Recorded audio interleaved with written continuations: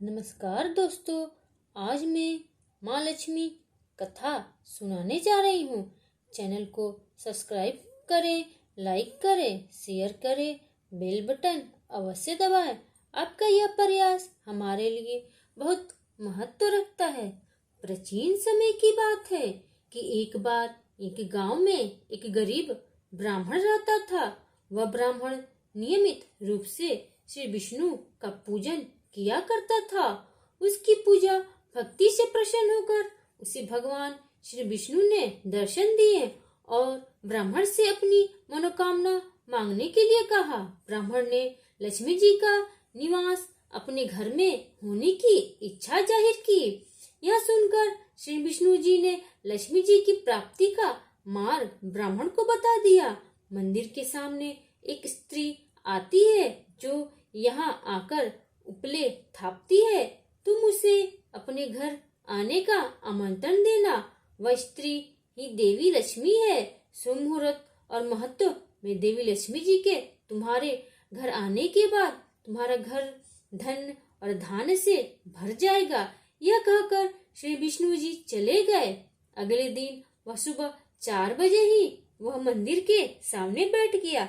लक्ष्मी जी उपले थापने के लिए आई तो ब्राह्मण ने उनसे अपने घर आने का निवेदन किया। ब्राह्मण की बात सुनकर लक्ष्मी जी समझ गई कि यह सब विष्णु जी के कहने से हुआ है। लक्ष्मी जी ने ब्राह्मण से कहा कि तुम महालक्ष्मी व्रत करो। 16 दिनों तक व्रत करने और 16वें दिन रात्रि को चंद्रमा को अर्घ्य देने से तुम्हारा मनोरथ पूरा होगा। ब्राह्मण ने देवी के कहे अनुसार व्रत और पूजन किया और देवी को उत्तर दिशा की ओर मुंह करके पुकारा। लक्ष्मी जी ने अपना वचन पूरा किया। उस दिन से यह व्रत इस दिन उपयुक्त विधि से पूरी श्रद्धा से किया जाता है। एक बार महालक्ष्मी का पर्व आया। हस्तिनापुर में गांधारी ने नगर की सभी स्त्रियों को पूजा का निमंत्रण दिया, परंतु कुंती से नहीं कहा। गांधारी के 100 पुत्रों ने बहुत सी मिट्टी लाकर एक हाथी बनाया और उसे खूब सजाकर महल में बीचों बीच स्थापित किया। सभी स्त्रियां पूजा के थाल लेकर गांधारी के महल में जाने लगी। इस पर कुंती बड़ी उदास हो गई। जब पांडवों ने कारण पूछा तो उन्होंने बता दिया, मैं किसकी पूजा करूं? अर्जुन ने कहा, माँ तुम पूजा की तैयारी करो। मैं तुम्हारे लिए ऐसा हाथी लाता हूँ जो धरती के किसी कोने में नहीं मिलेगा। अर्जुन इंद्र की अप्सरा के माध्यम से इंद्र के पास गया और निवेदन किया कि मुझे आपका ऐरावत चाहिए, और अपनी माता के पूजन हेतु वह ऐरावत को ले आया। माता ने प्रेम पूजन किया। सभी ने सुना कि कुंती के यहाँ तो इंद्र का ऐरावत हाथी आया है, तो सभी कुंती के महलों की ओर दौड़ पड़ी और सभी ने पूजन किया। इस तरह महाभारत काल में गजलक्ष्मी व्रत कुंती ने किया था। एक समय महर्षि श्री वेदव्यास जी हस्तिनापुर पधारे। उनका आगमन सुन महाराज धृतराष्ट्र उनको आदर सहित राजमहल ले गए। स्वर्ण सिंहासन पर विराजमान कर उनका पूजन किया। श्री व्यास जी से माता कुंती तथा गांधारी ने हाथ जोड़कर प्रश्न किया, हे महामुने, आप त्रिकालदर्शी हैं, अतः आपसे हमारी प्रार्थना है कि आप हमको कोई ऐसा सरल व्रत तथा पूजन बताएं जिससे हमारा राज्य लक्ष्मी सुख, संपत्ति, पुत्र पौत्रादि और परिवार सुखी रहे। इतना सुन श्री वेदव्यास जी कहने लगे, हम एक ऐसे व्रत का पूजन को व्रण कहते हैं जिससे सदा लक्ष्मी जी का निवास होकर सुख समृद्धि की वृद्धि होती है। यह श्री महालक्ष्मी जी का व्रत है। इसे गजलक्ष्मी व्रत भी कहा जाता है, जिसे प्रतिवर्ष आश्विन कृष्ण अष्टमी को विधिवत किया जाता है। हे महामुने, इस व्रत की विधि हमें विस्तार पूर्वक बताने की कृपा करे। तब व्यास जी बोले, हे देवी, यह व्रत भाद्रपद शुक्ल अष्टमी से प्रारंभ किया जाता है।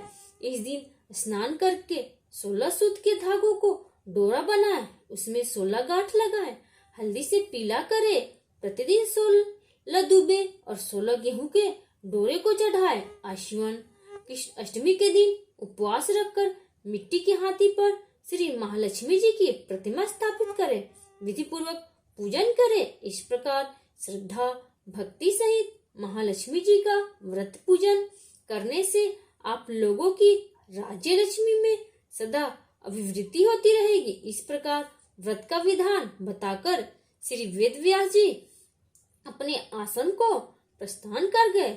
इधर समयानुसार भाद्रपद शुक्ल अष्टमी से गंधारी तथा कुंती अपने अपने महलों में नगर की स्त्रियों सहित व्रत का आरंभ करने लगी। इस प्रकार 15 दिन बीत गए। 16वें दिन आश्विन कृष्ण अष्टमी के दिन गंधारी ने नगर की सभी प्रतिष्ठित महिलाओं को पूजन के लिए अपने महल में बुलवाया लिया।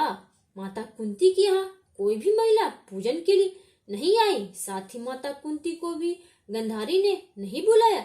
ऐसा करने से माता कुंती ने अपना बड़ा अपमान समझा। उन्होंने पूजन की कोई तैयारी नहीं की एवं उदास होकर बैठ गई। जब पांचों पांडव युधिष्ठिर, अर्जुन, भीम, नकुल और सहदेव महल में आए तो कुंती को उदास देखकर पूछा, हे माता, आप इस प्रकार उदास क्यों हैं? आपने पूजन की तैयारी क्यों नहीं की? तब माता कुंती ने कहा, हे पुत्र, आज महालक्ष्मी जी के व्रत का उत्सव गंधारी के महल में मनाया जा रहा है। उन्होंने नगर की समस्त महिलाओं को बुला लिया और उसके 100 पुत्रों ने मिट्टी का एक विशाल हाथी बनाया, जिस कारण सभी महिलाएं उस बड़े हाथी का पूजन करने के लिए गंधारी के यहाँ चली गई, लेकिन मेरे यहाँ नहीं आई। यह सुनकर अर्जुन ने कहा, हे माता, आप पूजन की तैयारी करें और नगर में बुलावा लगवा दे कि हमारे यहाँ स्वर्ग के रावत हाथी की पूजन होगी। इधर माता कुंती ने नगर में ढिढोरा पिटवा दिया और पूजा की विशाल तैयारी होने लगी। उधर अर्जुन ने बाण के द्वारा स्वर्ग से ऐरावत हाथी को बुला लिया। इधर सारे नगर में शोर मच गया कि कुंती के महल में स्वर्ग से इंद्र का ऐरावत हाथी पृथ्वी पर उतरकर पूजा जाएगा। समाचार को सुनकर नगर के सभी नर नारी, बालक वृद्धों की भीड़ एकत्र होने लगी। उधर गंधारी के महल में हलचल मच गई। वहां एकत्र हुई सभी महिलाएं अपनी अपनी थालियां लेकर कुंती के महल की ओर जाने लगी।